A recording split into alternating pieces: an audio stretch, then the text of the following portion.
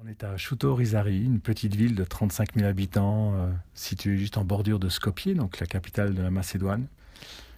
Et à Chouto-Orizari vivent 35 000 Roms, voilà, qui ont été réunis là dans les années 60. Et puis voilà, une ville est née, la seule ville Rome d'Europe est née.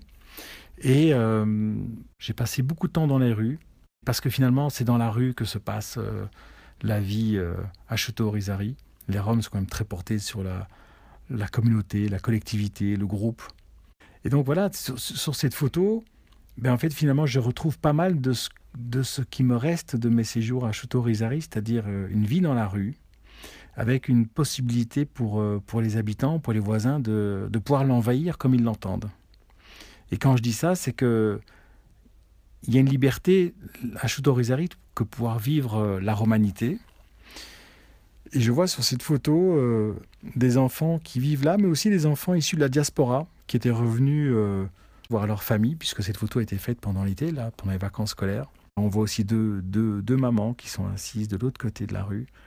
Et ces enfants jouent, tout simplement.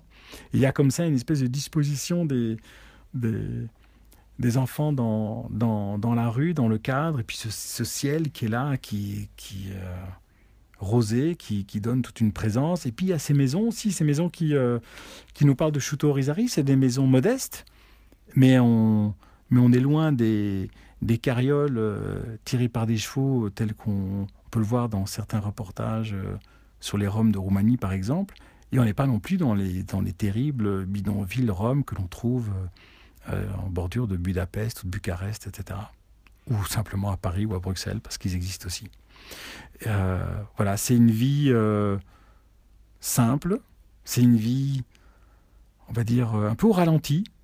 Pas sur la photo parce que les mômes bougent et ils sont heureux, ils sont joyeux, ils sont dans cette liberté de l'enfance, etc. Et c'est un moment magnifique, hein, franchement. Mais quand je dis une vie un peu freinée, mais parce qu'il n'y a pas beaucoup d'activité économique dans la ville, que beaucoup de gens, beaucoup d'adultes passent aussi beaucoup de temps juste là, dans la rue, à être là, à parler, à rigoler. J'ai attisé leur curiosité, mais j'ai alimenté leur méfiance. C'est-à-dire que là, à Chouto-Orizari, ils sont tous connectés en 3G, 4G sur Facebook, Twitter ou YouTube.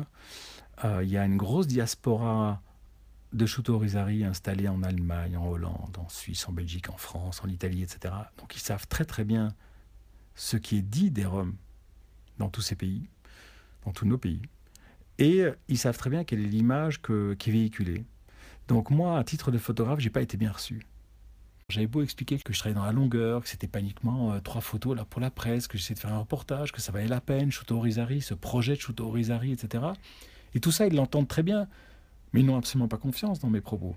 Pourquoi est-ce qu'ils auraient confiance dans un photographe comme ça qui débarque? Donc voilà, le rapport a été compliqué.